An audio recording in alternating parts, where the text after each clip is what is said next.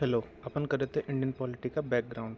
अब अपन अभी आगे जाके पढ़ेंगे एसओएस हो गया और अपने वाइस रॉय हो गया। ये सब क्या होता है अभी अपन कंफ्यूज हो सकते हैं, तो इससे बेटर है, इसके लिए पहले अपन इसको पढ़ लें कि इंडिया की हायरार्की में टॉप पोस्ट आज की डेट में कौन सी है, प्रेसिडेंट की।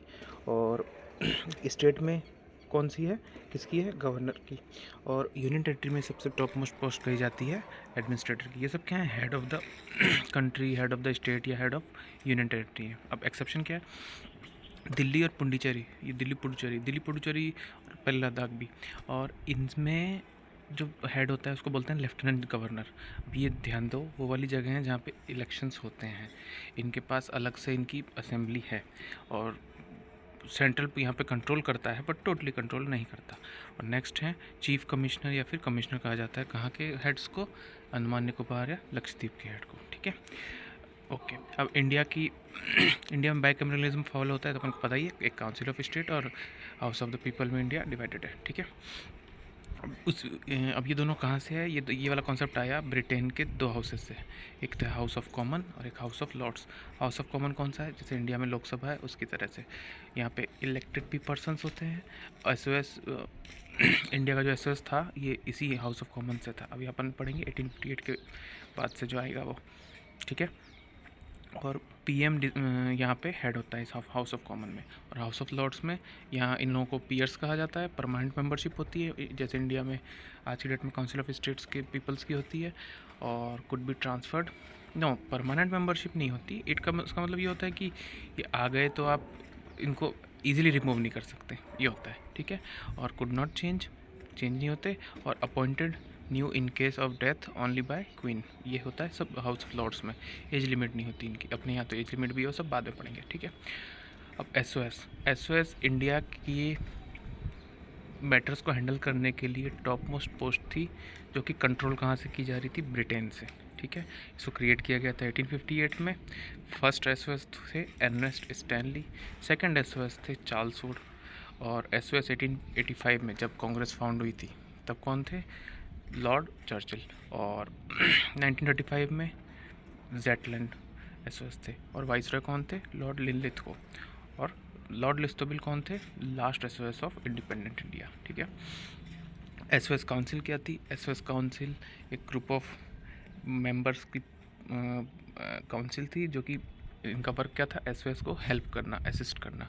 ये भी कब क्रिएट हुई थी, 1858 में ही क्रिएट हुई थी एसओएस के फॉर्मेशन, सीट के फॉर्मेशन के साथ। ठीक है, इसमें 15 मेंबर्स होते थे, 8 को क्वीन नॉमिनेट करती थी और 7 को ईस्ट इंडिया कंपनी नॉमिनेट करती थी। अब ठीक है, अब out of 15 half of them should have experience of living in India of minimum 10 years. अब ये रूल बना रखा था कि इंडिया में कम से कम 10 साल मिनिमम रहा होना चाहिए।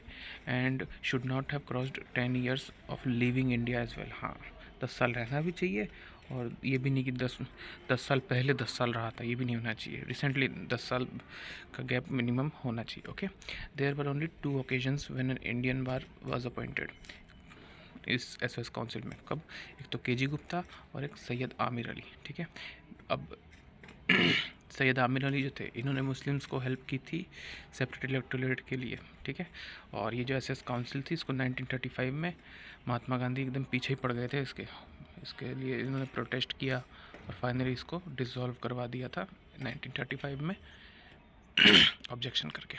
ठीक है, अब गवर्नर जनरल ऑफ बंगाल, ये क्या थी, ये हेड ऑफ तीनों प्रेसिडेंसीज थे। कौन सी, बॉम्बे, मद्रास और कलकत्ता, इन तीनों के हेड जो थे वो थे गवर्नर जनरल ऑफ बंगाल। ये पोस्ट कहाँ को क्रिएट की गई थी, 1773 में। ठीक है, और बीओडी सेंटर इन ब्रिटेन और गवर्नर जनरल सेंटर इन बंगाल। ठीक है, और काउंसिल ऑफ गवर्नर जनरल, अब इसकी भी काउंसिल थी। अब इसकी काउंसिल जब फॉर्म हुई थी तो पहले 4 मेंबर्स थे और 5वां तो खुद ही हो गया, है ना। और 1853 में इसकी काउंसिल के मेंबर्स को थोड़ा बढ़ा दिया गया। अब इसकी काउंसिल के मेंबर में chief justice of supreme court भी आ गए, 2 अदर जज आ गए, एक कमांडर इन चीफ आ गए, 3 गवर्नर ऑफ इन तीनों के प्रेसिडेंसीज बॉम्बे, मद्रास और कलकत्ता के। और मेंबरशिप 12 हो गई थी। ठीक है, अब 1772 में एक चीज़ और हुई थी कि सुप्रीम कोर्ट बनाए गए थे दो टाइप ऑफ केसेस के लिए, एक तो क्रिमिनल केसेस के लिए और सिविल केसेस के लिए। अब क्रिमिनल केसेस के डिसीजंस किस हिसाब से लिए जाएंगे, तो हिंदूज़ के लिए तो अलग हिंदू पंडित वगैरह को कलेक्ट करके उनसे इंटरप्रिटेशंस वगैरह, उनसे सजेशंस लिए गए थे, और क्रिमिनल केसेस के लिए काजी मुफ्तीज़ को बुला के उनसे पूछ के लिखवा के एक डिसीजन पहुँचे थे। ठीक है। Brahmin pandits give different interpretation of local laws based on different schools of Dharmashastra. अब ब्राह्मण पंडित जो आए, इन्होंने अलग अलग स्कूल्स, इन्हें बहुत सारे स्कूल्स होते थे ना, अलग अलग रीजन के अलग अलग टाइप ऑफ टीचिंग, उन सबको इकट्ठा करके उन्होंने अलग बहुत डिफरेंट काइंड्स ऑफ इंटरप्रिटेशंस दिए। और 1775 में 11 पंडित्स ने कंपाइल किए हिंदू लॉज। ठीक है। इसको इंग्लिश में ट्रांसलेट कर दिया किसने, मैथिलीन ब्रेजी ने, जिसको NB हार्लेट भी कहते हैं, NB हेलहॉट। ठीक है। मुस्लिम लॉज 2 in 1778। ठीक है।